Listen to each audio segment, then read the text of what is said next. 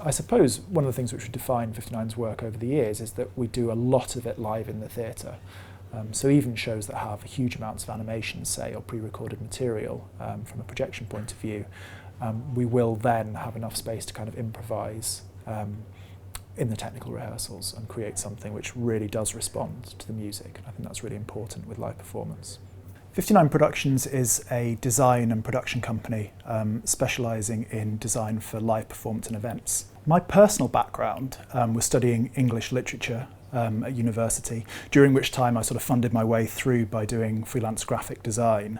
And it was that kind of combination of those two interests, as well as being a sort of, I have to say, fairly poor but very interested musician, that brought me into doing work for live performance. And it's that sort of interest in different art forms that's always defined the company.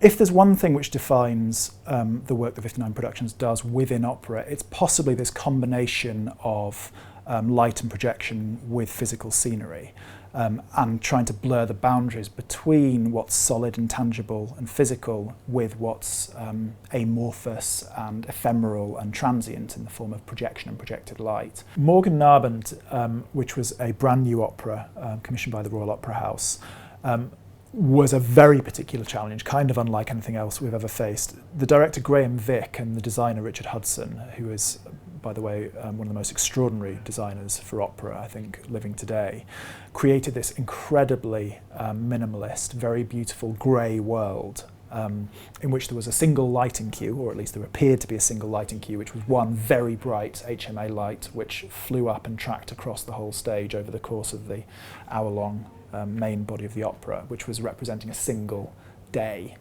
And so within this apparently incredibly simple, although I can tell you it wasn't, visual world, their other sort of key design idea was that every single word of the opera would not only be subtitled, but would be subtitled in perfect timing, and in a typographic and visual style that tied in with the overall world. And the idea was that these words sort of existed within the space. The words that were being sung existed within the visual space of the opera. So this ended up with us creating a note-by-note, word-by-word animation of every single word appearing as it was sung by the singers, which led to a score with thousands of cues. So this drive for total simplicity and beauty, which was, you know, the sort of dramatic and design impetus of the whole piece, led to this extraordinary technical challenge of cueing something so precisely. And of course, the moment it was off, everyone knew. So it was a tour de force, and that was a really interesting collaboration with the stage management team, because whilst it was complicated for us to program, they had to operate it live every night. And this is the key thing about, you know, live performance. You can't press go on the media server and hope it'll be the same as before, because it never is. There's always subtle variations in tempi and, you know, and performance and so on. So that was an extraordinary thing of creating a sense of complete simplicity. Which, of course, simple is never easy or cheap. It led to one of the most complicated things we've ever done. And it's that kind of extraordinary design challenge that I think we really relish.